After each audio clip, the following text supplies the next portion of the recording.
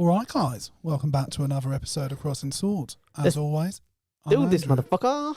See, I was trying to go all understated, and as you coming in with the Samuel L. Did I go in Samuel L? I feel his tagline is motherfucker.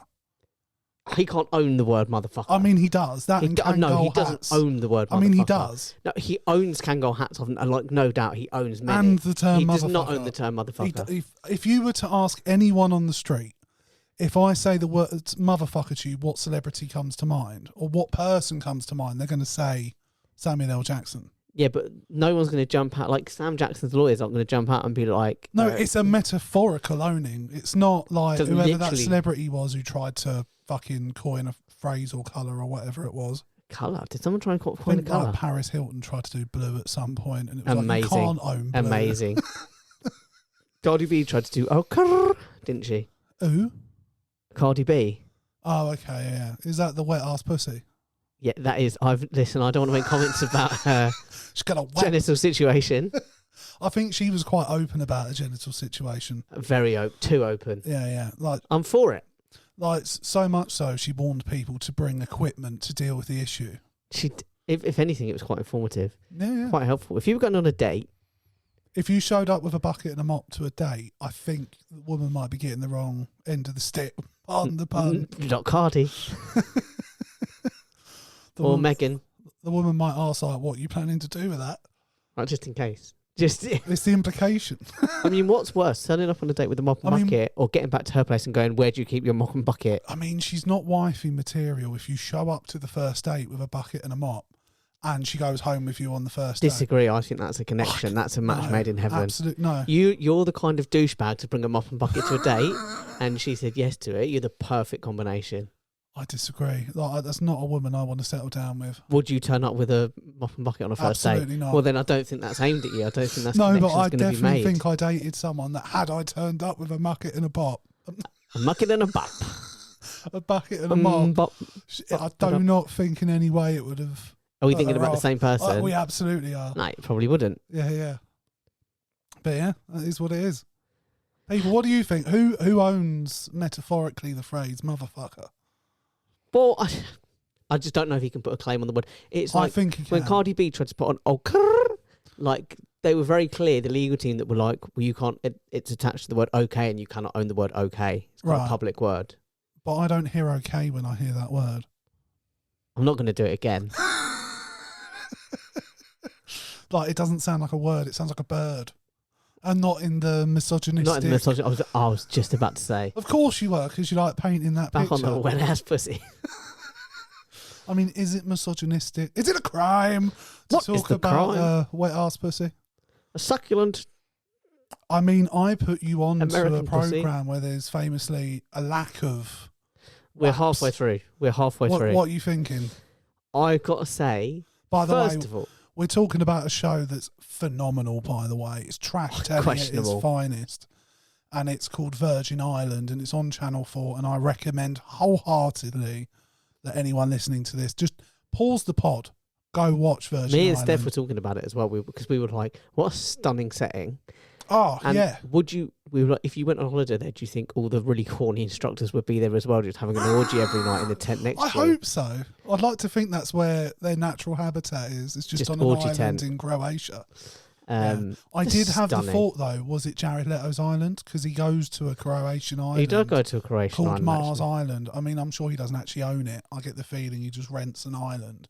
So I did wonder, is it the island where Jared Leto makes like the magic on one half of the island, you got these horny Americans, and then on the other half of the island, there's Jared Leto. No, I think he'd be very much with the virgins. He'd have made friends. I don't know. I think he'd volunteer to be one of the instructors. My first instinct when we started watching it was like, it's just, my dad always used to say this thing, right? Whenever he'd never watch the X Factor or anything like that. Okay. Because he'd always say it's just the Victorian freak show. So it's the modern day Victorian freak show. Let's all go and laugh at the freaks. I would argue more so, because of the best thing to watch on it was the early rounds. The auditions were the best bit. Yeah, no, I think I'd agree with that. And part of me when I started watching it was I had that in my head because I was like, we are just exploiting these vulnerable people for our entertainment.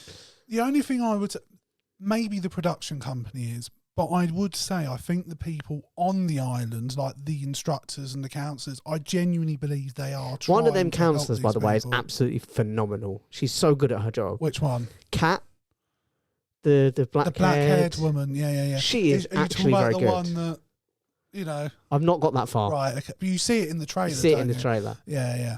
But she is very good. But there was one moment that just absolutely broke our hearts. What one? So there's they break it down into like elements they're going to teach these people. They're going to spend a couple of days. The first one I think is desire. The second one is touch. Yeah. And the third one is confidence. Yeah. So they're doing the confidence one, and they've partnered them all up to go and give each other like massages to all get comfortable touching and being. This dude takes his top off, and he's had real confidence issues, by the way. Takes his top off, and she goes, "Oh my God, those are horrible stretch marks." And he's like, "I'm actually really self-conscious about that." Yeah. And then he's sort of touching her, and he does make a bad joke, but in fairness to him, he made that joke earlier in the group setting, and it went down an absolute storm. Yeah. I can understand why he's busted it out again, because he's doing it, and she's like, "Yeah, don't just do it in one place, do it all over for fuck's sakes." And then he kind of moves it, and he's kind of going up and down. He's like, "Oh, I started wanking off your arm." And she went, "Okay, well, I want you to stop now." And this poor kid who's worked so hard on his confidence, it just set him back so far. No, totally. And then the other moment was, I think it was the same dude, when they were doing a date. They were doing like practice dates, so they did their 3 stages of the date. So they said the first was to drop an in the moment compliment. Yeah. The second was to acknowledge the look. To get the look. Yeah. And then the third was the kiss, right? To pick up the hand and in that moment once you get the look. First of all, I talked over the second rule, and we both had to go back, and we were like, this is going to be so fucking funny if their second rule for the date is listening. Yeah. And I've completely missed it because I wasn't listening. Yeah. I mean, that'd be pretty on brand for you. So on brand. Yeah. And we were just wetting ourselves, being like, please be listening. Please. And what was the second rule? I've already forgotten what it was now. It was the look. The look. Getting the look. I'm pretty sure that was it. And they all kind of like went up and just sort of volunteered at a time. And he got up last, and no one in the group went up with him. Yes, and the instructor had to do it with him. Yeah. And it was like, again, he's done so much work on his confidence, and it just was completely like that would have wrecked me. I feel like, particularly the girl that made the comment about his stretch marks. I don't want to give any spot, but she's the one out of all of them. By the end, I was like, I really don't like her as a person, because it was all about her. And like, I don't know how, when you're all in that situation, you've heard how unconfident this bloke is, that making negative remarks about his body. Well, that was my issue. So I want to go as far as it is to say there's clearly the tism in this girl, but like every time they were in a group setting, and I get burnout and stuff like that, but every time they kind of jumped back to the veranda or whatever, again, stunning setting. I will say that several times. It made me really want to go Croatia. I can't lie. I'm a big fan of Croatia. Yeah. Big fan of Croatia. I'm happy to go back with you anytime. To that island together? I'll go to that. Let's go to the island. Let's go to the Virgin Islands. I mean, look, I'm off the virgin market, if you know what I mean. I'm not going to go around asking someone, "Are you a virgin?" before inviting them on holiday. But if that's what you want to do, I'm not saying let's take virgins with us. I'm saying, do you want to go to an island where they're? I want to go to the virgin end rather than the Jared Leto end. Just to be clear, like I want. You know what though? I do like a couple of. We'll make an excursion. 100%. One of the night shows. But if I've got to stay at one end of the island, all you got to do is dress up in white and act like you belong. Yeah, but if I've got to stay at one end, and famously I own an all white outfit, but I want to stay at the Virgin Island, the Virgin end of the island. But yeah, man, like anytime they're on the veranda, she'd have her headphones in, reading her book. Like it was clear, do not talk to me thing, which is fine. It's like, can you not do that away from the group? Because these are people that want to. Well, these are people that want to talk about what's happening. Yeah. So I think, I don't know, but yeah, like I said, I think the fact that they're all there, they all share a certain thing in common. It's a lack of confidence. It's a lack of connection. It's a fear of intimacy. Yeah. They've all got similar issues. Although there are different branches of the same issues, they've all got the same kind of issues. Like you said, like, the chances are that someone on that island is suffering from confidence issues. So by all means, be direct and be clear, but try and bear in mind and do it in a more sensitive manner. And don't critique their body. I just think it's really basic. Treat others how you want to be treated. Like, how would you have felt if he'd have said that to you? You wouldn't have liked it, so don't do it to him. Do you know what I mean? The two things that happened there, and that have, like, they'd have broken me.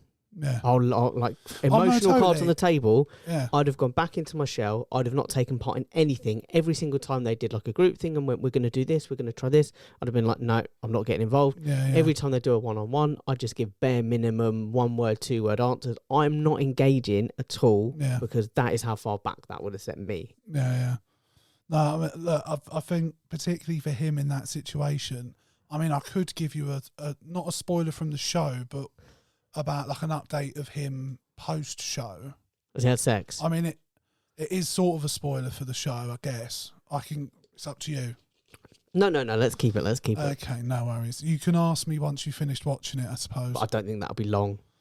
Yeah. I mean, to be fair, I've just been away to Lindsay's. We sat and watched, I think, like maybe 4 episodes one night, and then we finished it. Because literally at first Kevin was like, fuck off, I don't want to watch this. And I was like, look, just watch the trailer. And I promise you want to watch it. And even after the trailer, he was like, oh, I'm not sure. I was like, let's try 1 episode. And if you don't like it, I won't mention it again.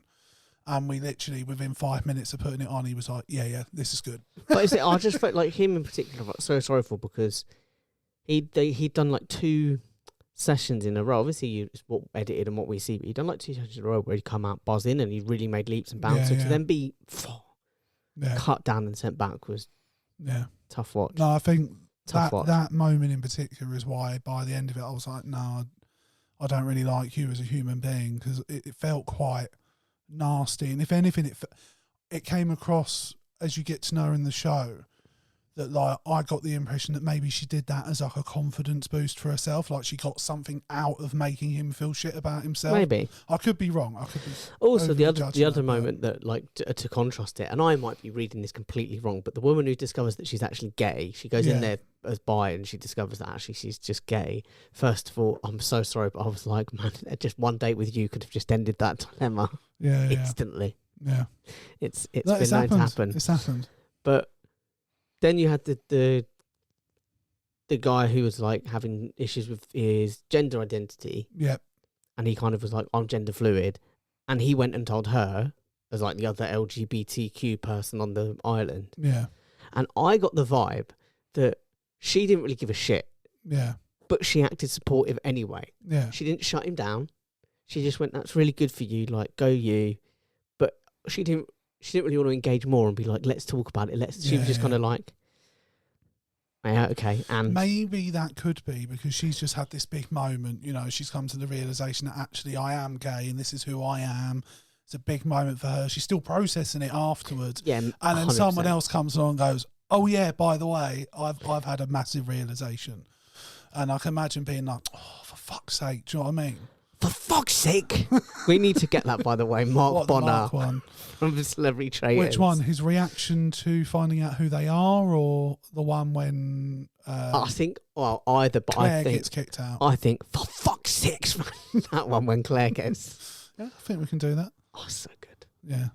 Should we just jump in and talk about it? Absolutely. It's jump onto the traitors. You had quite I would argue angry reaction to in the final. moment. 100%. How do you feel about having had some time to reflect? Fine, I'm still not happy about it. Because you actually, I think, unless I misread the message, that it put you off of watching another season of the Traitors. In the moment, I was like, I know that I'll probably end up watching series 4, but right there and then, I was like very. Look, I can be quite a reactive person. What? It's a breakthrough for me to admit it. Do you know what? I'm gobsmacked. Aren't we I'm all? Speechless. Aren't we all? Unlike no, look, Mark Bonner. We can all be reactionary.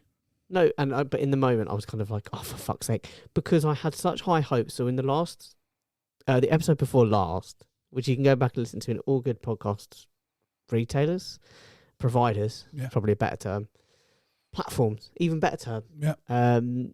Or you can go on YouTube, Crossing Swords, and the name of the episode, or just Crossing Swords podcast. Link to the description of every episode. Just go back and sort of. Well, it's only a couple of episodes. So if you go to videos, you can just go a couple back. I said I had such high hopes because I have this theory this thing that without intervention, the traitors will win every single time. Yeah. And I really thought Nick and Joe, they had it, could break that theory. They could buck the trend, and they could actually, with no intervention, just sheer gameplay, just working it out and playing it tactically to the end, could do it. Yeah. And I would have been ecstatic. I'd have been overjoyed. It would have changed the traitors for me, because it would have been like, oh shit, it can be done. Yeah. I'm like I'm reinvigorated. It didn't happen.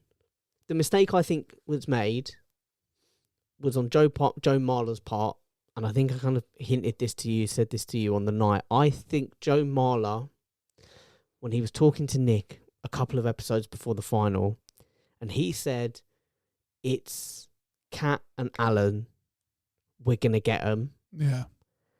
And Nick said, oh, it's Kat, I'm not sure about Alan. Joe thought that Nick was 100% on Kat and Alan. Yeah. So as soon as they'd got like that, he was like, right, that's it. We're on the same page, and we're going to see it through. Yeah.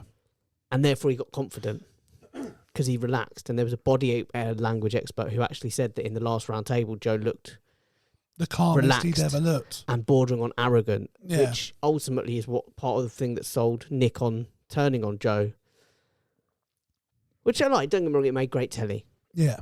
But I think that was the mistake he made. So rather than trying to stay on Nick and push and go, no, it's Alan, it's Alan, it's Alan, he was like, I'll sit back, relax, we've got this. Yeah. And they, didn't yeah. have it.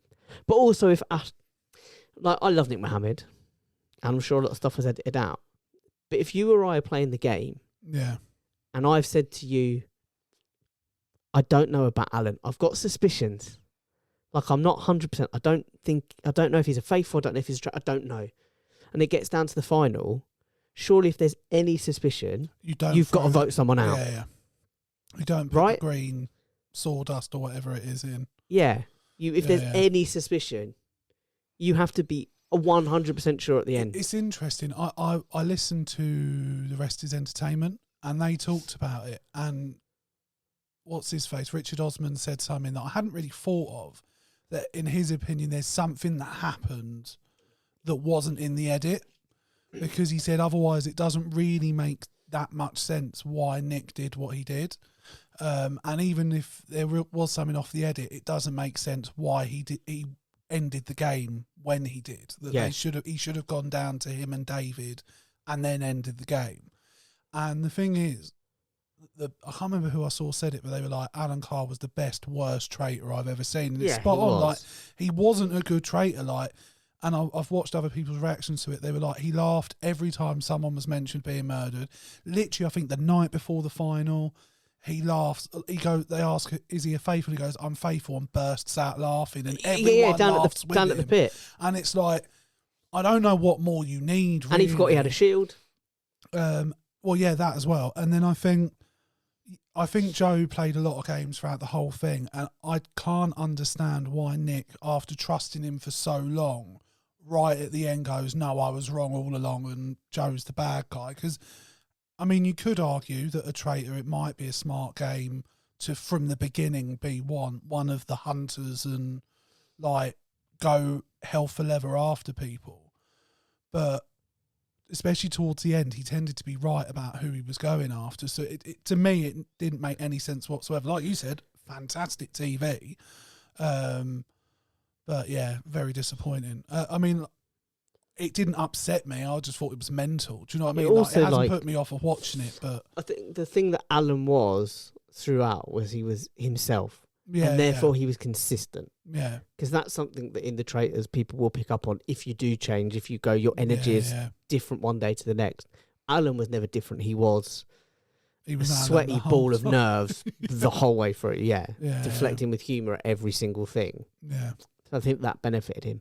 But yeah, man, like, I genuinely think that the only mistake was Joe thinking that Nick was with him. He was only with him on Cat.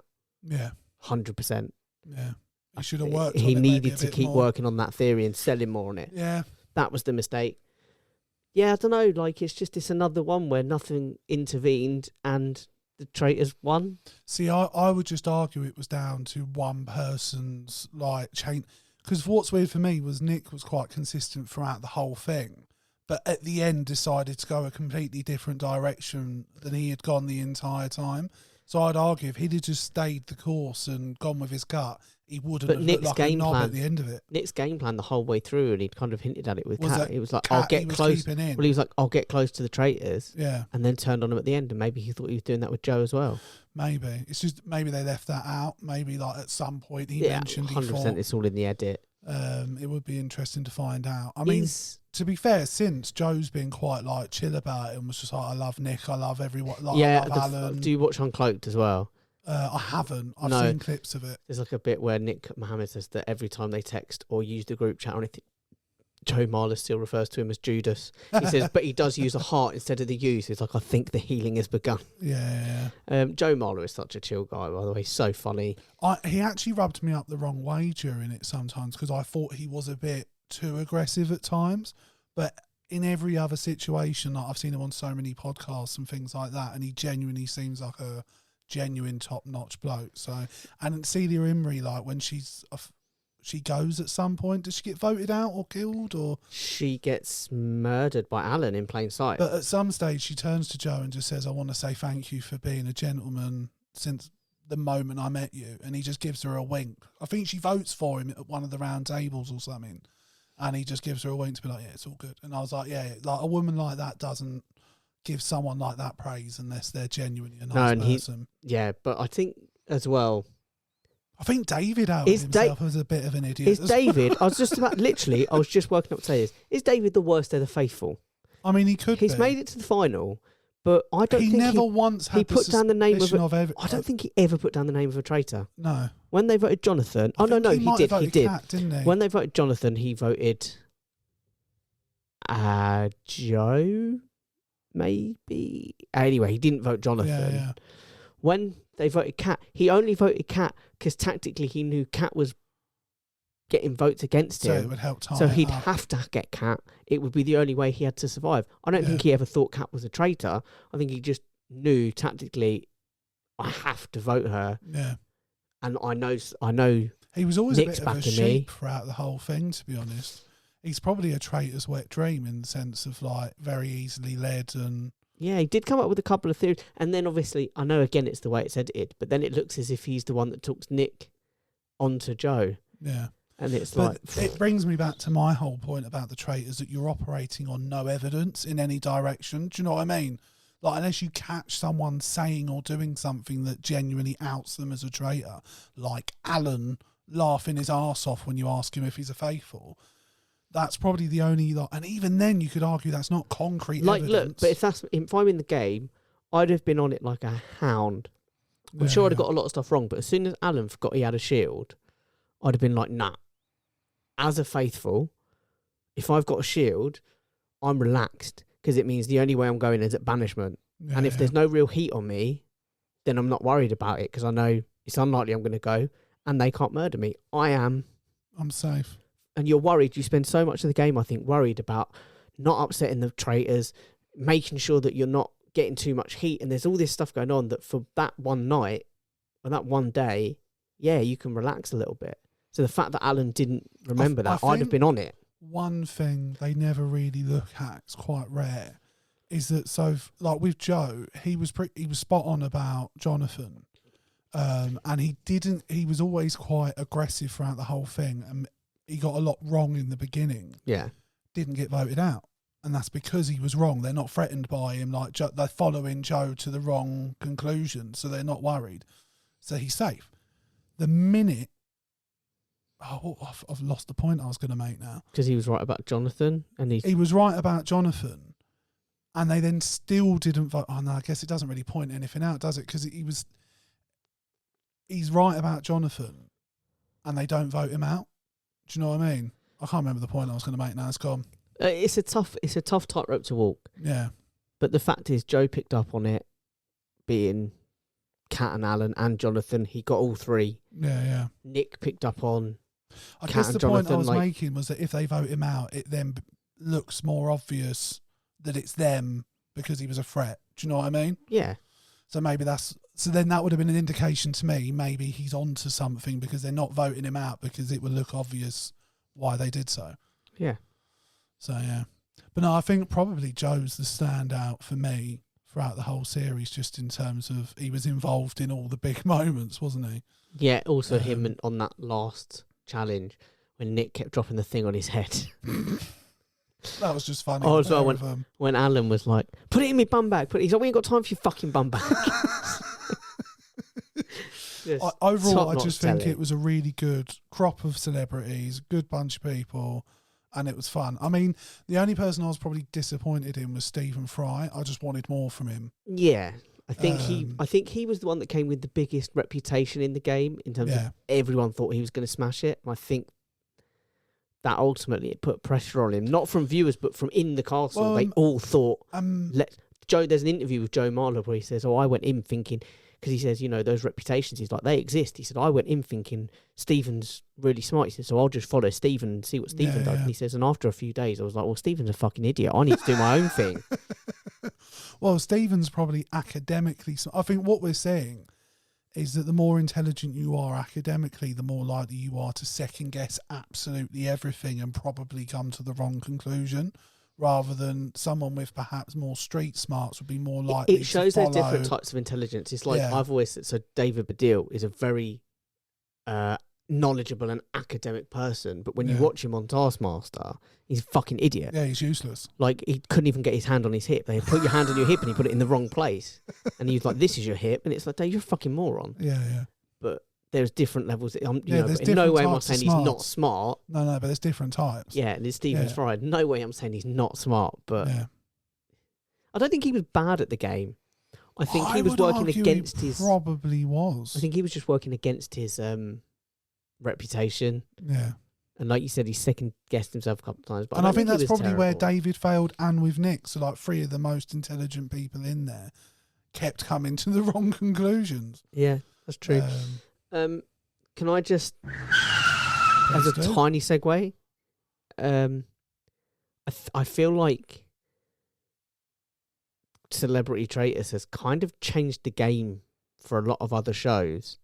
And I feel like one of those shows may be I'm a Celebrity, Get Me Out of Here. Why is that? Because I feel like, and look, there's a reason there's a lot of soap stars on them, because there's a lot of crossover between people that watch the soaps and people that watch and vote on I'm a Celebrity. Yeah. But I feel like with I'm a Celebrity, and I've watched it and enjoyed it for many years, borrowing a couple. I didn't watch the Hancock, I didn't watch the Farage. I've never really been into it. But it kind of feels like I'd pick out 3 or 4 people. But bearing in mind there's 12 campmates that go in there. 3 or 4 people, I'm like, yeah, I know them, and the rest, I've no idea, and you have to learn them through the show. Yeah. And it kind of looks that way again this year. The lineup's been announced. And it kind of... Part of me thinks, has it run its course? It's been on the air for 23... I want to say 2002, 2003, the first I'm a Celebrity. And it's run every year since. Like, even in lockdown, they still ran it. They just moved it to Wales, and I think they did 2 years in a castle in Wales. So it's kind of been on every year. That even when Ant had his little incident, he struggled with his alcohol addiction. They brought in Holly Willoughby, and the show just continued on. Yeah. So part of me is wondering, has it just run its course? But also, I think the Celebrity Traitors has changed it, because the Celebrity Traitors, there was probably only 1 or 2 people in there that I didn't know. I didn't know who Kat was. I didn't know Kat Burns. However, having Steph showed me one of her songs, I was like, I recognise that song. So obviously I'm aware of her somewhere. Yeah. I didn't know Nico. I did. I'm a big fan of his. Nico, it was pointless putting him in because he's famous as a prankster and as someone very deceptive. Yeah. Sneaks into massive events, plays pranks on people. Like, he went and met one of the heads of the KKK in America. I saw him at like a rally where he was like, what would you do if a black person was here? And she was like, fucking... And he was dressed as a white man. Yeah. But I didn't know him. I didn't know Ruth Codd. I've not really seen anything she's been in. I couldn't even remember who that was now. So that's, 2 people? Yeah. Out of 19? Nico's reach online... No, 100%. Gigantic. But I'm saying for me personally... No, totally. I didn't know him. Yeah. But the majority of them... But out of 19, that means 17 of them, I knew who they were. for a celebrity show. And whereas I'm a Celebrity, again, it's like Martin Kemp, I'd be really interested, curious to see, just because since he's had his brain injury. Oh, he's had a brain injury? Yeah, so it's a really sweet moment. There's sort of a bit of a documentary where Roman Kemp was telling him telling the camera that he had to reteach his dad Spandau Ballet songs. Oh, really? Yeah, so like that would be in fact, no, it was on I'm a Celebrity that Roman Kemp might have been saying that actually. So it's maybe a couple of years ago. Anyway, point is, maybe that might be interesting to see him open up and talk about that. Yeah. Other than that, I know Alex Scott's in there. Yeah.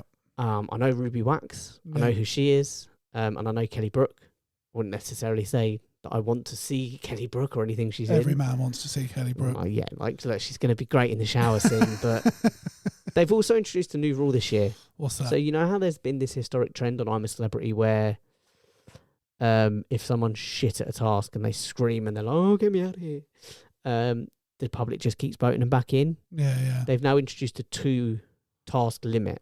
So no celebrity can do more than 2 tasks in a row. So you can do 2, break one, then do one. Nonsense, Jake. Is it? Come on. Exactly. That's utter woke.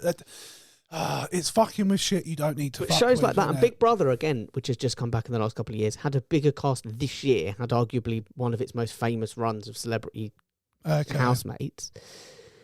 But again, has Celebrity Traitors, just for the pure names that they've attracted, changed the game for other shows?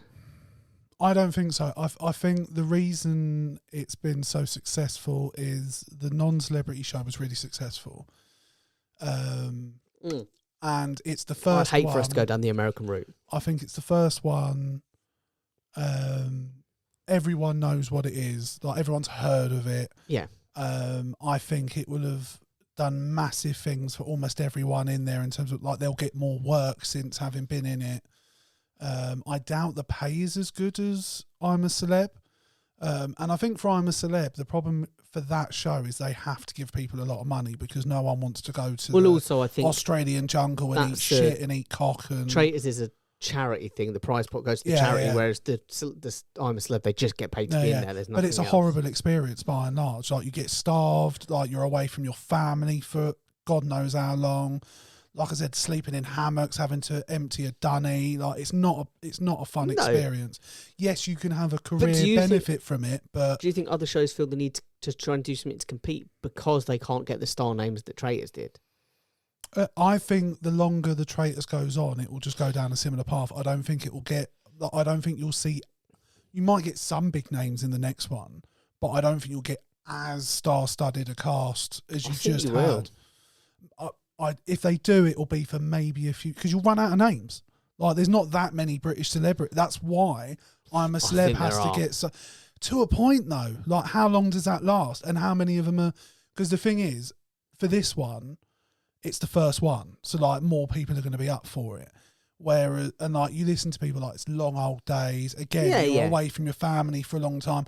All of that will start coming into play, and the BBC will have a lower budget to pay these people. I think there'll be some apprehension as well from people being like, I don't know how my celebrity is going to come across in the castle and stuff, and how it's going to. But having seen the success of it, I think a few more might think, oh, actually, I was on the fence year one, but I'm game for it. But there's only so many British celebrities that are of a certain calibre. Don't know. I think there's a lot. I think you could get 4 seasons. Give me 5 names big celebrities you'd have in the next season. Like British celebrities, like household names. I'll tell you what would really be fun to piss a certain audience off. I can't believe I'm doing this. Gary Lineker. Yeah, maybe I could see Gary Lineker. I'll tell you who'd be really shit at it, but in the same way good. Michael Owen. Would you consider him a household name? Yeah.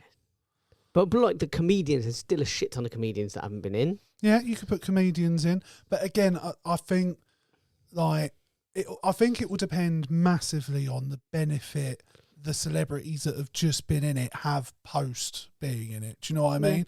Like, if Joe Marler goes on to have his own TV show or something, or do you know what I mean? Like, gets a lot of success from it, you might be right that it like continues to attract big names. But I think eventually it goes down the same path as all the others, where you start having to go, all right, we'll get the soap stars in, we'll get these people in. I'll tell you, would also be good value for money, just because he's a fucking twat. And it'd just be funny watching people get annoyed with him. I think he'd have a touch of the Kate Garraways about him. Richard Madley. Fucking moron, by the way. Oh, Richard Madley. I fucking can't stand Can you already picture him in there? I'd want him gone the first week. That's the thing. So would I. But because he's a wet wipe and a moron, he'd probably be in there till the end. Yeah, probably. Yeah. He'd have so many Partridge moments in there. Yeah, he would. But yeah. I don't know whether... the thing is, like, what can I'm a Celebrity do to compete with it? It can't really. Nothing. I think it's run its course. I think we've now at the point where it's run its course. How many viewers does it get? Because that's the... Don't know. 3, 4? Should I have a quick Google? Million? Pad. Okay. Hi, folks. Welcome to Crossing Swords. This is a little interlude in the middle where I'm just going to kind of go on a little rambling tale and tell you about the time I went. 9 million viewers per series? Oh, is that like an average? That's quite high. No, that's across the series. That's like as a total. That's low. I've given that they do like 6 episodes a week for like 3 weeks. That's like what? That doesn't help. It just gave me the same answer. 300,000 a week, an episode. Yeah, so 24 series. Yeah, I can't get that number for some reason. Oh well, but look, shall I just? Oh, I mean, we can just move on. But viewing figures for I'm a Celebrity 2024 had a peak audience of 8 million on the first episode. See, Celebrity Traitors, the final was 11.1 million. So just on the final, it had 2.1 million. The 2020 more. That number you saw was an average across the whole series. Oh, what, 9 per million. Episode? 9 million was the average. That's across not the episode. bad, mate. That's very good. So maybe it hasn't run its course. It hasn't run its course then. If it was like, I mean, even a couple of million people a week, you're probably still going to see it on your telly. I don't know if I'm going to keep watching. I mean, I've never watched it. There comes a point where like you can't watch a show again and again and again. I imagine it's probably one of those things for the older generation. I could be wrong. Maybe people of a younger age watch it. I don't know. I'm not down with the kids. Who knows? But yeah. All I will say about I'm a Celebrity and anyone who watches it... Gay! Fair enough. It was just staring in front of me, to be honest. I want to talk to you about something that's sort of... Is it our Lord and Saviour? No, it's not him. JC? No. Jeremy Not the JC. I want to talk to you about the Pussy Palace. That place that shut down? No. The one that used to be... Or, as David Harbour would call it, his dojo. Oh, okay. Not the place that I used to go. No. So, like, honestly... chicken wings on a Wednesday. I haven't got all the details to hand, but basically, Lily Allen and David Harbour are on the outs. And allegedly, I mean, she's released an album called West End Girl, where basically every track is detailing the shit that went on between them. And apparently there was an affair with a girl called Bethany or something. No. Beth? Let me Google it. Am I making it up? Who did David Harbour? I mean, if you get a whole list of David Harbour's entire sexual history... it sounds like, to be honest with you, we'd be here, like we wouldn't have enough time till the end of the episode to list them. It's such a shame as well, because... Madeline. Madeline, that's the girl. They found her. She was with David Harbour all along. Can you imagine? So basically they met, I don't know how long ago, whenever they met. And Lily and David, or Madeline and David? I mean, assumingly they met in Pride of Luge, if it's David and Madeline. He met Madeline on the set of Stranger Things, I believe. She works in production somewhere.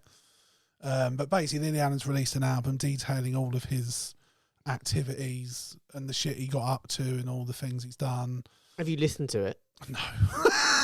I was never into Lily Allen, to be honest. I just find the situation mental. And there's a couple of questions I have to spin off of it once we get there. But basically, he cheated on her. He apparently forced her, or not forced her, but pressured her into having an open marriage. And there was ground rules in place. This is all in her album. Listen, and the way she's covered herself, that. And we'll do the same, is by saying that some of this is embellished and not factual. That's the way she's covered herself. Okay. But they had an open marriage that she felt pressured into, and the ground rule she set was that it couldn't be with anyone that he wasn't paying for. So it had to be prostitutes. It had to be prostitutes. It couldn't be public, so like it couldn't come back to her that this is what was going on. It couldn't ever be at their home. It always had to be in a hotel. I can't believe this marriage is broken down. This sounds foolproof. Because apparently when they met, they were like on each other constantly, Lily and David, and allegedly she's accused him of a very sexually charged relationship. Apparently pressuring her to buy a home that she couldn't really afford. And apparently they showed the house on some a bit like Cribs. Like they went to the house and she basically didn't get to speak the entire time. She's just in the background while David walks you around their home. But yeah, and so he was cheating on her with this Madeline Bird. She's released an album, literally. And he wasn't paying Madeline. He wasn't paying Madeline. It was too such a shame. If she'd have known, do you think she'd have tried to get a few quid out of it? Maybe. Who knows? Maybe she's just not that kind of woman. She's just a home wrecker. She's not a prostitute. She's a boiler bunny. Am I using that term correctly? Spoiler bunny. I heard it once. No, I don't know. I'm going to Google it. Tell you. This might. Do you know what? This podcast fucks my Google algorithms. Yeah, we'll just do it on private. No, we're too late for that. Duck, duck, go. Boiler. Can't even this fucking week we're type. Sponsored by Duck, duck, go. Boiler bunny meaning. Private browser of choice for the discerning gentleman. Oh no, a slang term for a person originally a woman. So it suggests that there's some transition there. Fair enough. Who is obsessively jealous, emotionally unstable, and potentially vengeful towards former lovers. Yeah, so boiler bunny, someone who's mad at a former partner. See, I would say that's Lily Allen, not Madeline. Boiler bunny versus a home wrecker. But I think I like boiler a bit bunny. Out of order on. So this is the thing. So Lily Allen found out David had bought a separate apartment to the home they lived in. Is this the Pussy Palace? And this is the thing. She calls it. There's a song on her album called Pussy Palace. He claimed it was his dojo. Sounds a bit like Ken from Barbie. But can I just say, if you're going to be a bloke that sleeps around on your missus and have a separate apartment and she finds out about it, can we have a better excuse than it's my dojo? I understand it because you panic in the moment. No, but I'd like to I just want to clarify that makes it sound like I've been in that situation. Steph, are you listening? Just to be clear. There's a separate apartment you need to know about. I'm like famously not Cheap. good at lying because my instinct is to just overshare. Okay.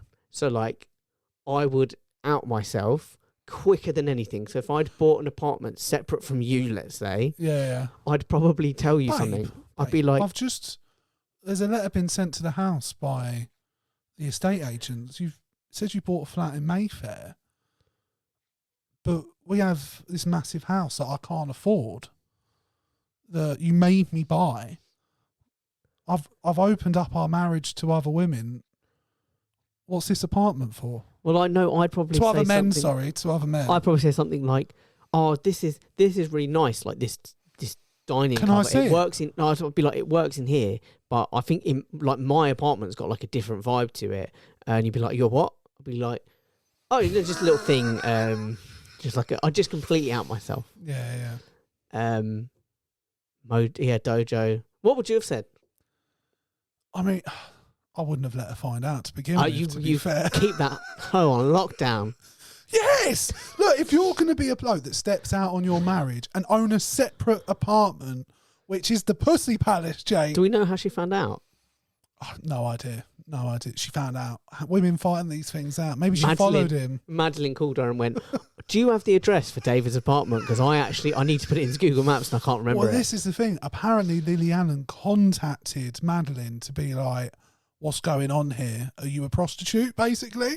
And she's like, "No, I'm not a prostitute, but the sex doesn't mean anything, so it's all good." So David's probably told her, "We're in an open marriage. I've got a Pussy Palace or dojo. I've got a dojo. I've got a dojo for the prostitutes." Mojo Dojo Casa House. Yeah, what's that? That's from Barbie. Right, okay. I've not seen it still. Ken takes over Barbie's dream house and he calls it his Mojo Dojo Casa House. Right. Which is obviously spoilers, the fact that it's called House. It's just right, okay, fair enough. What would you call your Pussy sex Palace apartment? Sex apartment's not bad. The love pad. Yeah. The shag pad, is that too on the nose? Shag pad? Do I need to move away from... It's a bit 60s. Do I need to move away from pad? Yes, very Austin Powers. Yeah. Groovy, baby. Maybe, yeah. The love pad, I think, maybe. What would you call yours? The love shack. The sex flat. That sounds like a den. A den. The man cave. No, the man cave sounds like... Big's cave. I don't want to go into your man cave. Yeah, you do. I don't know. What's the word that I could use? A den would be good. Yeah, Big's den. Den. Like... Daddy's den. Daddy's den. Daddy's den. Daddy's den. That sounds like a really creepy version of Dragon's Den. I was just about to say that's a BBC Three version. I bet Peter Jones is still there though. Obviously. He's there for everyone. Obviously. I wouldn't mind Deborah Meaden being there either. There's something about her. Whatever floats your boat. She's just, I feel, do you know what I mean? There's some in there. Is it the might be. I'm not going to delve. I was about to say, is it authoritative it or might like be. motherly or? I think it's just because she's a powerful woman. How you like the powerful? Listen, I'm actually wildly attracted to the cash on the table. That's a big turn on. It's fake though. I don't care. That gets my juices going. Stephen Bartlett said on the podcast, I was like, why? Just leave the illusion out there. I like the idea that you guys have just put 250 on the. It's a baller move. Table. Do you know what I mean? Yeah, if we all followed thought through logically, I know there's not like 2 million quid sitting on separate tables in a warehouse. Yeah, I mean, it'd be a robber's delight, wouldn't it?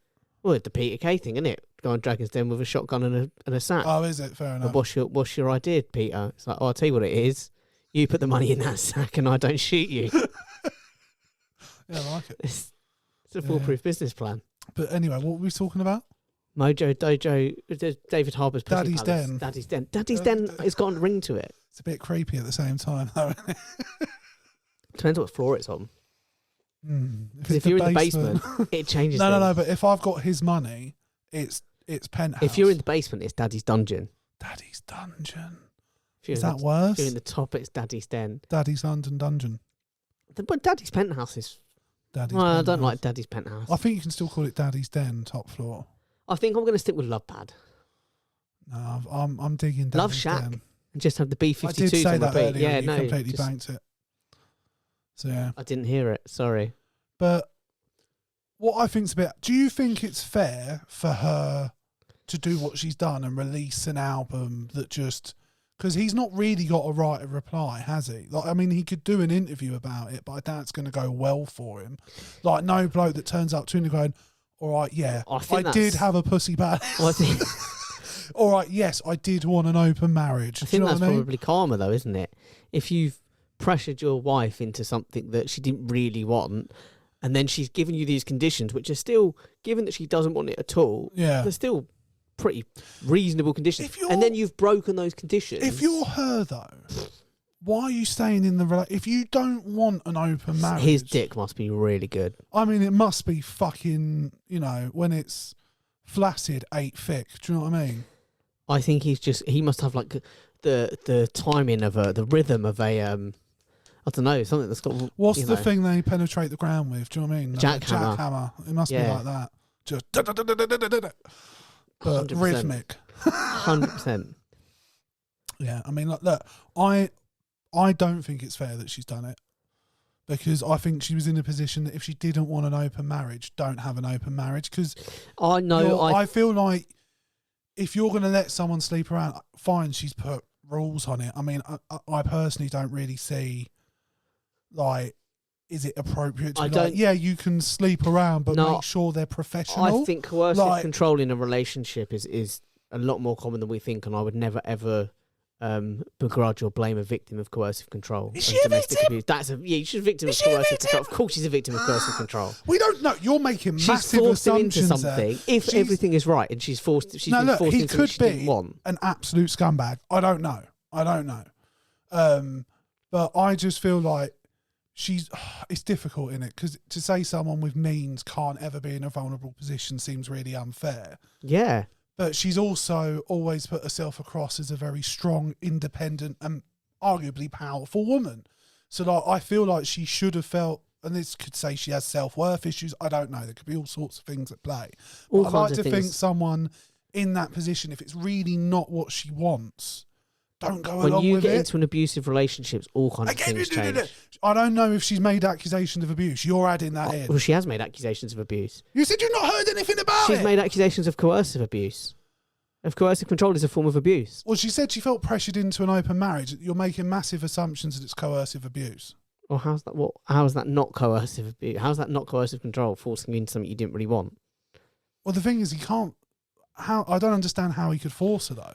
But you've never been in a coercive relationship. That's the thing. You don't understand. I've never been in a coercive relationship. In my opinion, if he's going to sleep, he's just going to sleep around, isn't he? Like, I mean, I'm assuming he was just going to sleep around regardless, whether she said yes or not. No, but I'm sure he gets a huge power kick out of being able to he say, very may well do. This woman's into me so much that she doesn't even care if I sleep with other women. Yeah. And to be fair, the accusations against him external from their relationship, there's been accusations allegedly that he was bullying and harassing Millie Bobby Brown, but then they've been seen publicly recently at a premiere and apparently are best mates, so I don't know how.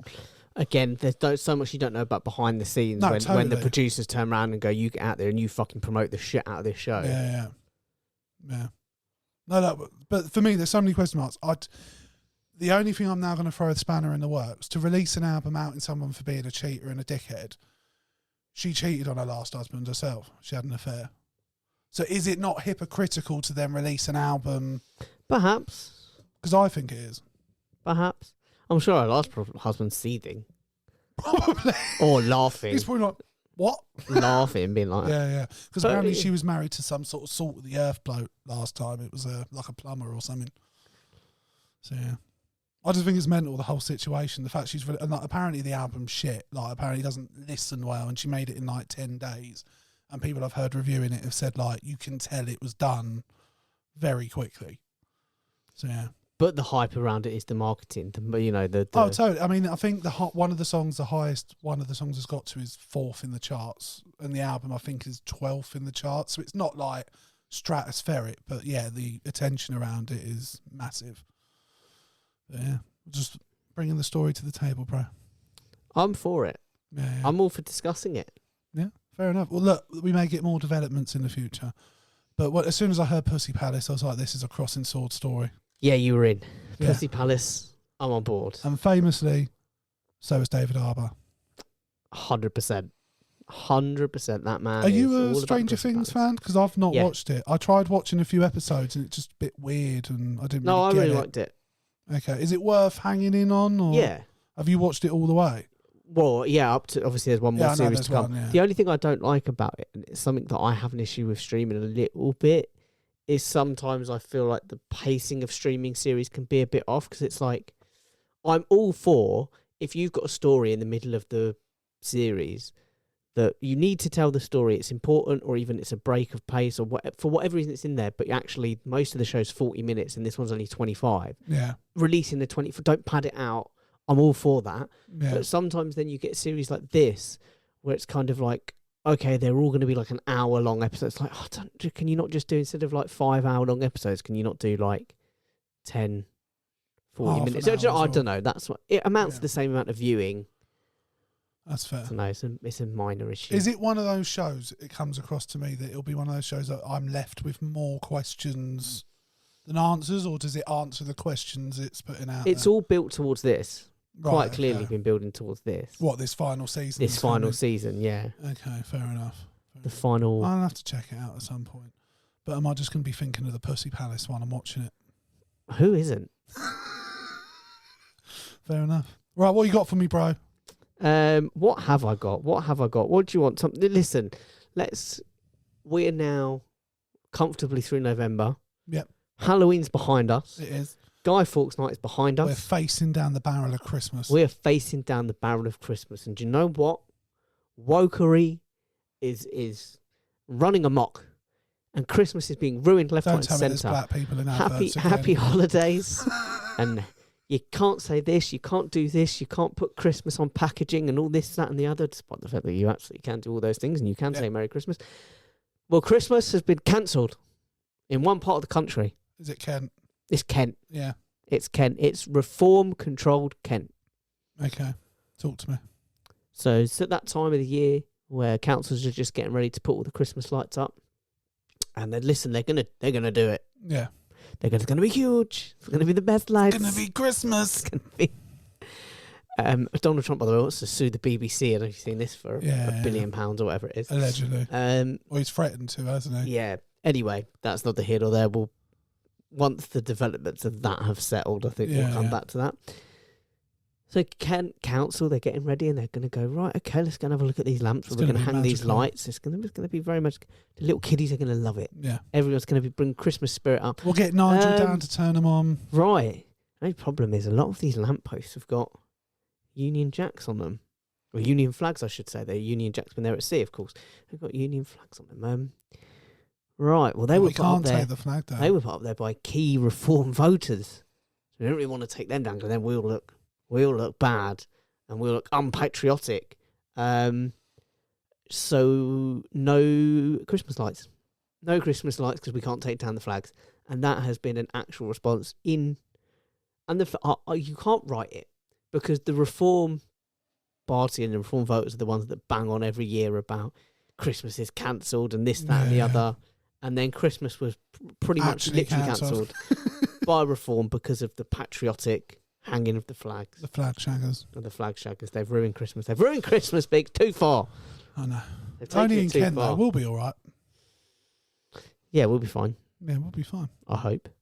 Look, I mean, everything you hear about what's coming out of that Kent Council is mental. Like, there's a Green councillor who's like got quite big on TikTok, constantly posting stuff on there and like how badly this council's being run. Like, it was supposedly going to be the flagship Doge council, wasn't it? They were going to go in, slash everything, cut the budgets, make everything great, you know, like they say they will.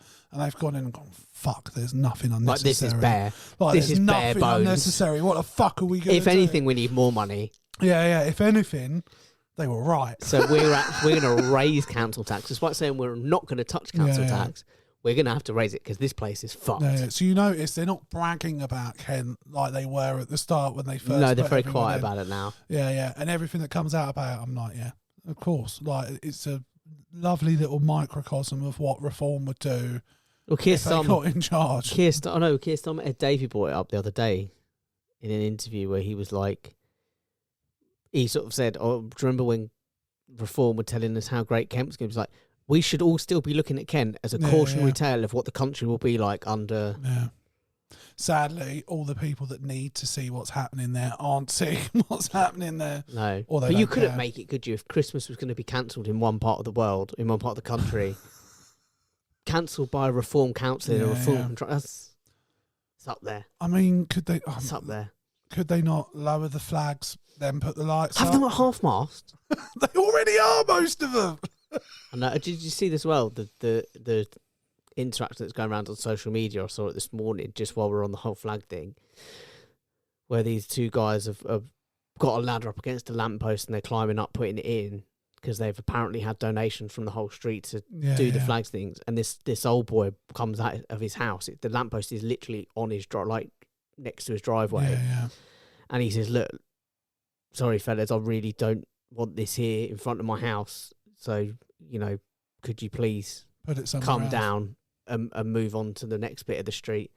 And he was like, nope, we've had the funding from everyone and that's it. You know, we're going to put them up. And listen, you can call the council and you can put, he's like, well, I'm not calling the council. I'm calling you. I'm talking to you. You're right here. I'm asking you. The flag's not up yet. You know, this is my house. This is literally from my house. I look, it's there. Mate, he's a traitor to his nation. Well, that's it. The video was posted by the two lads, thinking they were in the right. As being like, you either, so what they say, either support the country you're in or get the fuck out. Or no, well, either you're in the country you support, or something like that. And it was just like, the fuck are you talking about? You've basically just been quite bullying in a way of just going ahead and putting it up anyway to a little old boy in his own house. Yeah. And you're bragging about it. You know, Gary Neville sort of had a point when he called them all.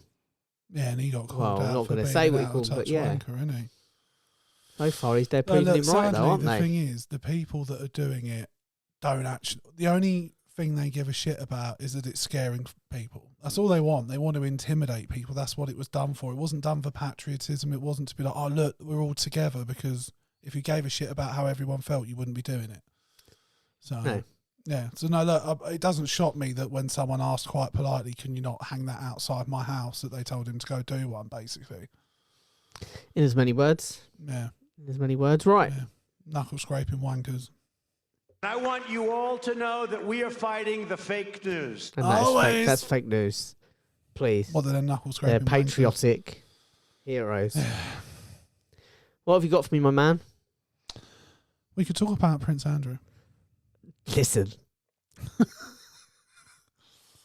Which for the upstanding... we can't call him that anymore, can we? No, he's Is that not. what you want to talk about? Andrew Mountbatten, isn't he? Mountbatten-Windsor. That's the one. Mm. Yeah. Like, it's a weird one, isn't it? Because I remember a while ago, like, I was totally against the idea of him, like, being extradited to America and being forced to answer questions about everything that's gone on. And in truth, I don't think we're ever going to really know the truth of what happened. No.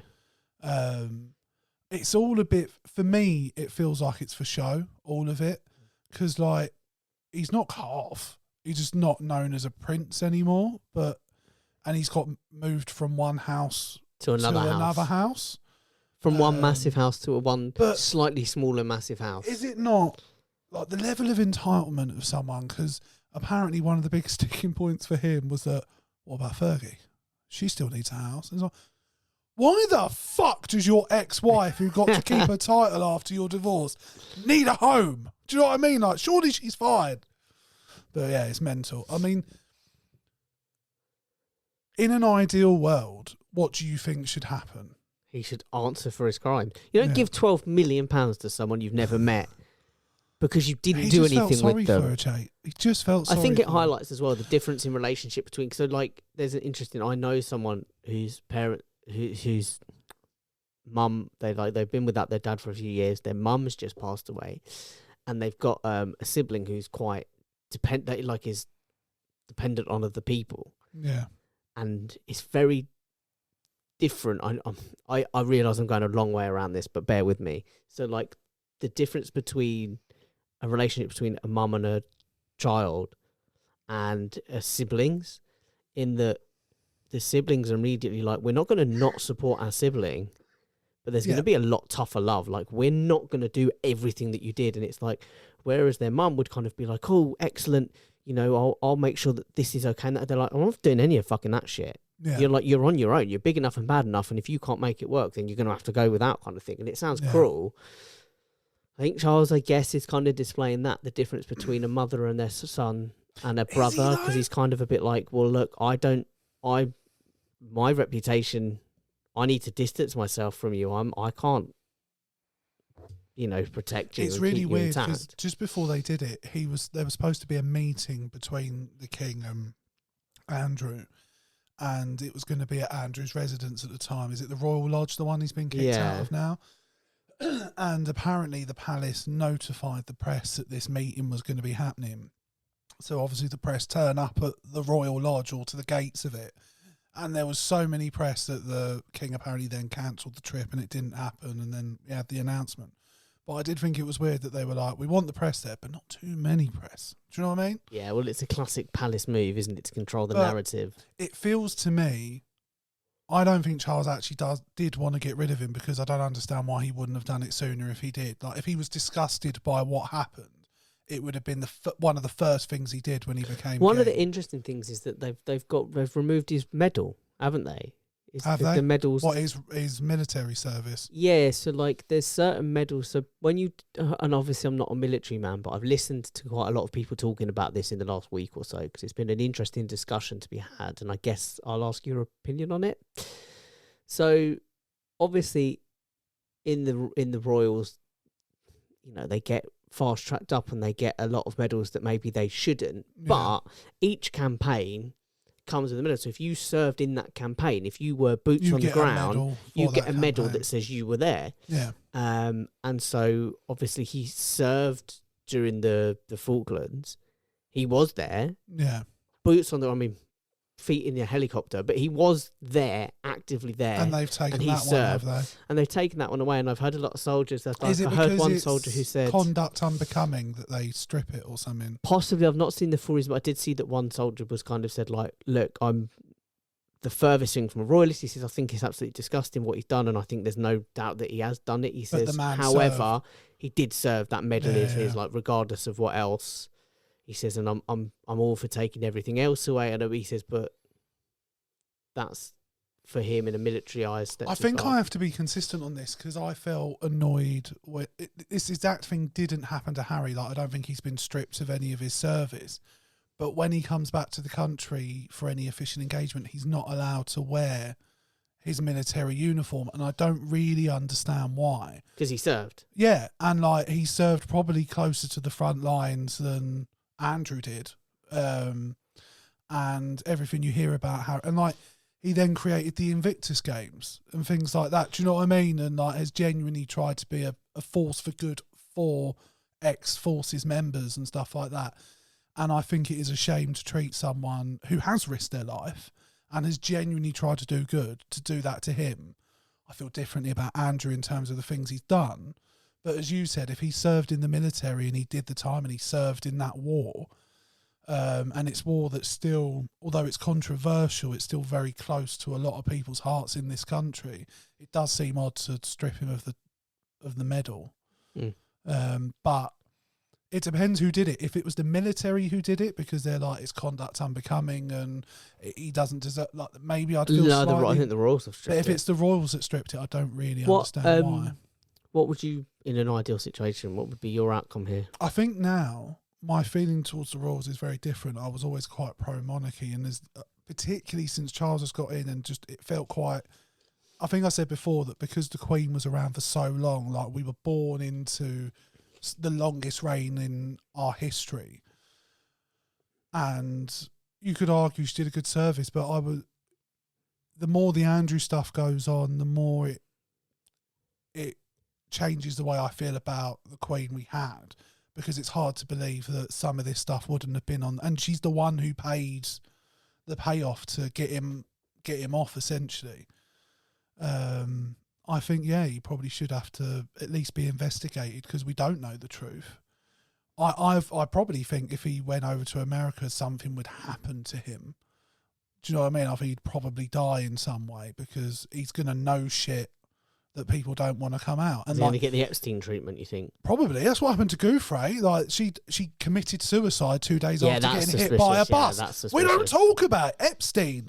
Like Epstein himself, that's just gone dark. Do you know what I mean? Like he happened to be in a prison cell with a mass murderer known for doing hits in prison in a place where all the cameras broke down and the guards happened to be all asleep that night. And he hanged himself from a height that you couldn't physically kill yourself hanging from with a snapped neck. And it's like, okay, cool. We've just accepted he's dead. We've accepted Virginia's dead. So yeah, it wouldn't shock me if Prince Andrew got knocked off. If anything, I'm surprised it hasn't happened. I would say to make it a bit lighter as well, that they were recording an episode of Have I Got News For You when the news broke. And Paul Merton displayed his iconic wit and quick thinking. And they said Jason Manford was hosting, so they gave him the card that just said, oh, Prince Andrew's been stripped of his titles. He's no longer a prince. And Paul Merton, with that thinking, after the crowd went, yay, he went, the bad news is he is now king. Just to make it a bit lighter and give Paul Merton his dues for being a quick-witted... I think the more it goes on, the worse it looks, and the more for anyone... But how does it end? You said the more it goes on, how does it end? I think he'll just... The mad thing for me was that he didn't just get put into exile. Like, as soon as they did the payment, it should have been like, look, you're going to go live in a very nice house somewhere very far away. But do you think they couldn't give him the Harry treatment? Because whereas Harry, the stuff that Harry went to the press and started telling them, like did the Oprah interview and all that kind of stuff, was a level of issues, PR issues for the royal house.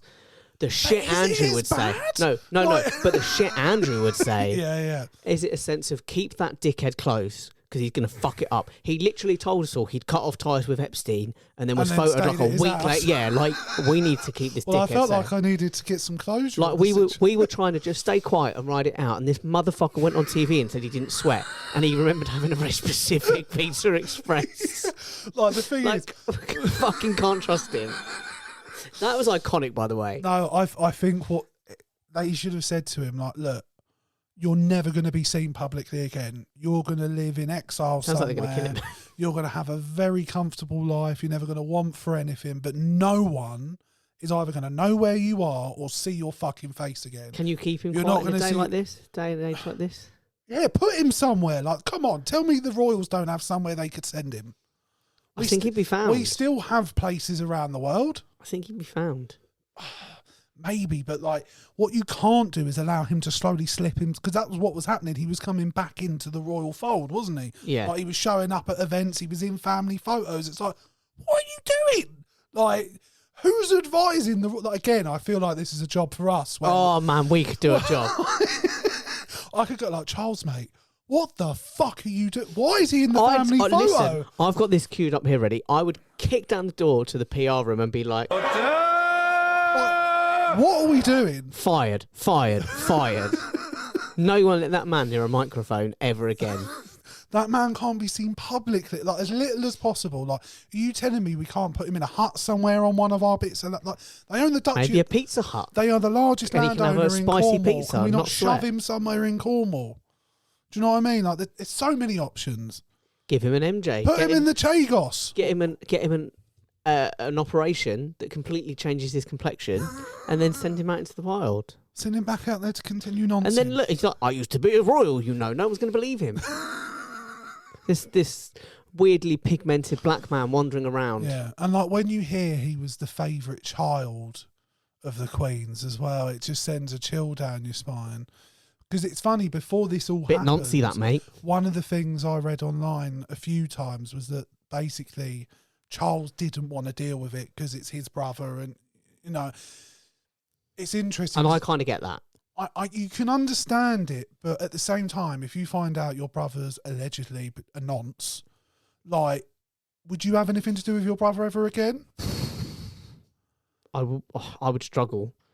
Exactly. So to not only keep him around, but keep him in a very lavish lifestyle. But when you live such a public life, it's a different dynamic. Your relationship with him privately can be whatever complication. No, but it can be whatever complication. The royals are in a constant battle in a modern world to stay relevant and to be able to justify why they are. You in the cannot argue that are. they've been getting a lot of PR, like a lot of. So there's no such publicity as bad publicity. I would argue having a nonce as a member of the family is probably not great publicity, and like.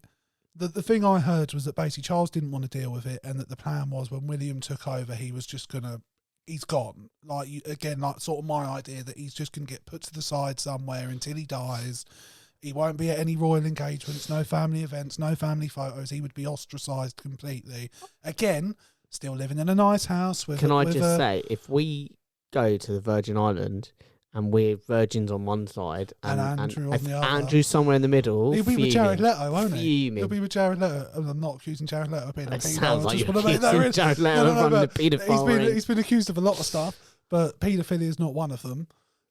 But, you know... Not yet, you might as well add it to the list. They're not strange bedfellows. Do you know what I mean? They're not distant cousins. Do you know what I mean, in terms of offences? I don't know. But, yeah...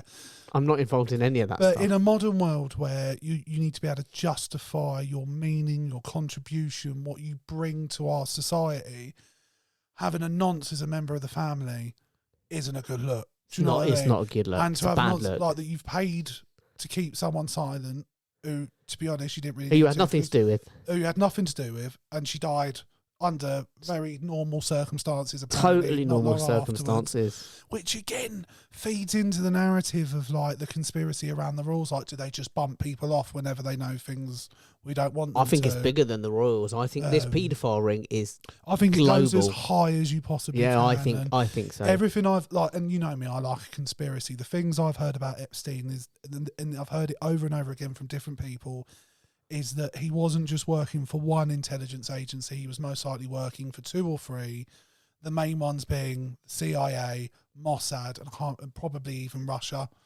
and that he was part of basically a honeypot scheme, is that what it's called? Or honey trap scheme, where you get powerful people in compromised positions, and you use that to influence them and force them to do things they might otherwise not. And so I think, and like, I literally, before we came on, Epstein there was something about Trump having spent 6 hours with one of the alleged victims of Epstein.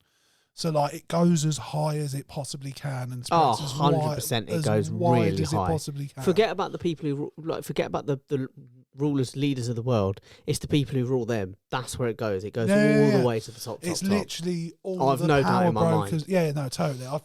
And I think that's why it's silent. I think that's why nothing's being spoken about Virginia Giuffre, why nothing's being spoken about what happened to Epstein. It's all just been... And the scary thing about it is that something that corrupt and widespread can go on, and they don't even need to hide cleaning it up. Do you know what I mean? They can just go, yeah, we'll just kill whoever is required to not have our names out there. Yeah. And the thing is, you can go on Twitter now and find the list. Like, you can find the black book list on... I've seen videos of it on Twitter, of all the names of the people that he had in his black book. How much do we trust that's real? I think... devil's advocate. I can't verify it, obviously, but I got the impression it was real from the names in it. Like, they're all consistent with all the names that have been mentioned. So someone online the other day said that the best way to catch Donald Trump out is to just say, is it true you weren't rich enough to afford to go on Epstein's Island? It's fake news. So look, actually, I did a lot of that. I set a lot of that up, okay? I had no idea what was going on, but I set a lot of that up, okay? I helped him set up the infrastructure. He came to me. I don't know him, but he came to me and he said, I need money. I need a lot of money. And I said, okay. Do you know what always sickens me about those things is when you get like the actual abuse with, well, obviously, but outside of the abuse, when you get like testimony from like builders and people who got taken to the island to build the infrastructure and to put all the things in place. Now, I did think it was weird that there was 12-year-old girls with grown men and, you know, like all sorts of, like they're all drinking and doing drugs. I did think it was all weird, but, you know, who am I to judge? And it's like, and that's the problem. It's the same as like every conspiracy, or the idea of a conspiracy is that it doesn't actually require a cabal of people. It just requires everyone looking out for themselves and not thinking of the greater good. Like, that builder was just like, oh, well, I'm getting paid a shit. Thing is, if that builder came forward and said anything, they'd have probably committed suicide a few days later. Probably. You know. Yeah, I mean, some in that high there's a sort of understandable self-preservation. Look, if we suddenly... I just want to make this clear. I currently have no suicidal tendencies. I've none at all. I honestly... So if we mysteriously die, like if I get hit by a bus... It's fake news. It was Donald Trump. It was the Donald. Yeah. Yeah. Sickening. Yeah. Fucking Andrew. Yeah. And like... Do you feel ashamed that now that he's no longer a prince, that he's just a bloke with the same name as you? No, not really. I mean, look, it's not ideal having one of the most notorious nonces in the country share the same first name as you, but that's about all we share. No little black books in common? No. I was never on the island. I was never in Epstein's apartment, and you won't find any photos of Epstein's me with... Pussy Palace. Now, look, Daddy's Den is a very different setup. Daddy's Den is consensual and adults only. 100%, and they're professionals. They're all professionals. Everyone is a trained actor. Please do not try this at home. Exactly. Nobody was harmed in the making of Daddy's Den. I believe it. Yeah. Except for the people that built the den. That's just... Some people had to suffer. But who are they to judge? It's a price I'm willing to pay. Yeah. Some of you may die. I love that. It's one of the all-time greats, by the way. Yeah. How good is Shrek? Phenomenal. I just want to say, before I finish on something a bit light and fun, we talked about a couple of weeks ago, again, we had a discussion about the prison system and the fact that there's a real problem because the guy was let go. So they did it again. Not another one. A Nigerian man was released from Wandsworth, as well as a local boy, local to us, called William Smith, released from Wandsworth. Completely shouldn't have been released from Wandsworth. They just were. But I'm going to find for you a stat which I find interesting. So this is the number of prisoners released in error year on year. Yeah. 2015, about 60. That's still a lot, isn't it? Yep. it kind of averages at around 60. It kind of goes up and down. It's 60, 70, 60, 70, all the way through to 2023. So do you think every year they're like, guys, we've just hit 60. For the love of fucking God, can we start paying attention? 2023, 2024 takes a bit of a jump. So 2024, 115. Fuck it. 115. This isn't year, that literally when Labour got in charge? This year, 2025, we're in November now. This stat was released in October, end of October, so think Halloween. 262 people were released by mistake in the UK. The thing is, man, 29 were released by mistake by the courts. They never even made it to prison. 233 people were released from prison. In my head, where's the backup? I'm getting the image of like a bloke on a front desk at the prison, right? That he's the one who's got to process the release papers or something. And that they're just like people are just stood in the waiting room, and there's too many, and he's just going, "Oh, for fuck's sake, just get out." Do you know what I mean? Like, I'm picturing. Have you ever seen Life of Brian? I haven't. There's like a scene towards the end, where they're all lining up to get their crucifixion crosses and carry them up to the hill, and one of them comes through. He's like, "Crucifixion, okay, crosses over there." And he comes through, and one of them goes, "Crucifixion." He goes, "Nope, I'm being released. They said I could go home early." He went, "Oh, well, fantastic, good for you." And he went, "No, I'm only joking. It is crucifixion." But that's one picture in my head that they're going like, "Okay, prison sentence. Yep, okay, fantastic. Over there, leave your belongings with my colleague. Prison sentence. Yeah. Prison sentence. No. Actually, they say, "Oh, well done, my man. Congratulations. Doors over there on the right. Off you go. Please have a good life." The thing is, it's mad, isn't it? 233 people. And I know our court and our justice system is so massively underfunded and it's under strain. I know it is. But you have a jail, you have one job. Fucking job. One job. Keep people there. Just the people that should be there, keep them there. Do you know what I mean? Like, how complicated is their system that they don't know who should and shouldn't be there? Do you know what I mean? Like, is it that hard? We've been doing it a long time. Do you know what I mean? I'm doing the Trump hands. That's how angry I am. 200. How many people? 233 people. Just. They said they were the best. Yeah, Or maybe it was just one block where someone went, "Oh, I'm due to be let out tomorrow," and they went, "Are you?" And then everyone else in the block went, "Oh, me too." Always a foreign rapist they're releasing. Why? Well, that William Smith wasn't. All right, thank God. He's a local boy. What did he do? Petty crime of some description. I don't know. Fine. Let him go. Let him go. No point wasting the man hours. And he raped one girl. Oh, get out. Why waste the man hours tracking him down? We don't want the white rapist anyway. Nigel Farage has made that very clear. No, Tommy Robinson made that very clear. We don't want the white rapist. Someone is doing this to get. It feels like someone's doing it to help reform. Do you know what I know that's not happening. It's ridiculous, but like Nigel Farage must just sit there going, "Fucking fads, come on, keep it coming, lads. Let more rapists out." Labour can't even keep people in prison. Yeah, and I don't even know if they started doing it, but Labour were going to do that early release scheme. I don't know how that's gone, but it don't look good, does it? I mean, it's not. I will say it's not the only one of their schemes that's not working. We're not going to talk about it now. And to be fair to Labour, the early release scheme was for people that had committed non-violent crimes. But are you aware of the one in, one out scheme that the migrant scheme that they introduced? What, with France? Yeah. Where the bloke was sent back and then came back on a little boat and then was sent back and then came back again. Where's he getting the money from?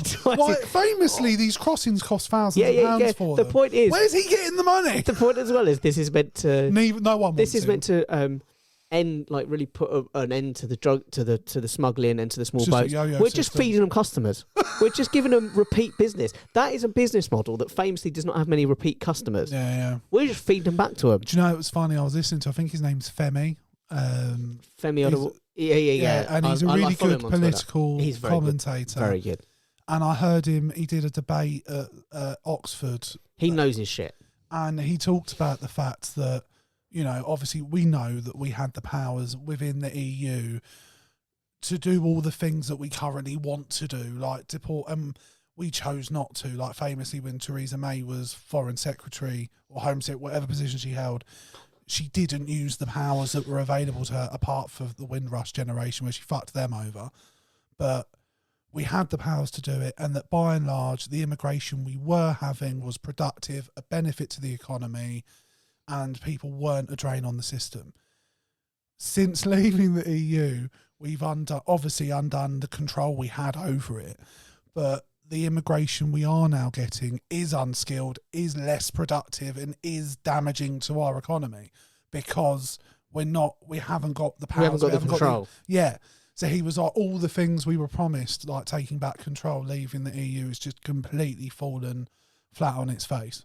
And all the things they were throwing at immigration prior to leaving the EU are now more applicable than they were because of leaving the EU. Because of leaving the EU. So not because of how it's been handled. Yeah, it's not only been counterproductive, it's literally just flipped on its head, and so it's mind-bogglingly mental.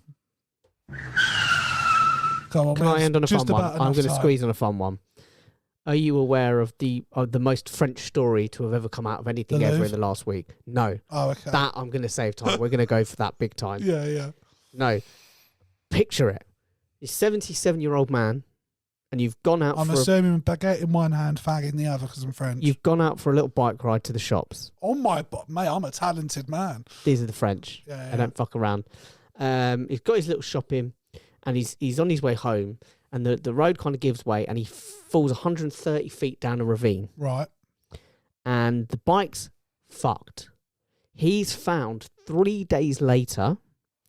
They realise what's happened. They track him down, and what he's survived on is the fact that in his bag, his little shopping bag, undamaged by the fall, were bottles of wine. So he spent 3 days, 77 years old, off his tits, living on wine.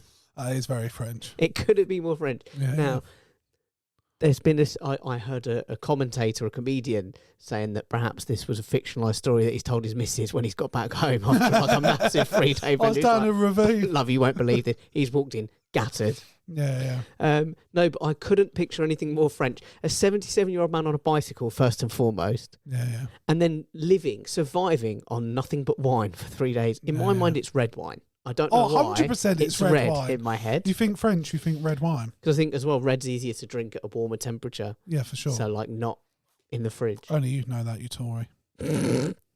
It's a good story. It's a fun... No, it's fantastic. It's very French. When you said it was the most French story, I thought it would be a man allowing someone to invade his home and rob him. But maybe that's what happened the next weekend.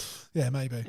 Maybe they just leave their doors open and say, help yourself. Do you know what I mean? I imagine as well that people would have just bought him a shit ton of wine to say, like, well done for surviving as well. Like, that man probably hasn't got to buy a bottle of wine for the rest of his however short life. Although the French are quite nonchalant about it. He lived. Yeah. Do you know what I mean? Yeah. Did he die? No. So what? Yeah. Obviously with a fag. Yeah. You're interrupting it's our like wine. We watched Inglourious Bastards last week at Lindsay's, and just every time she just...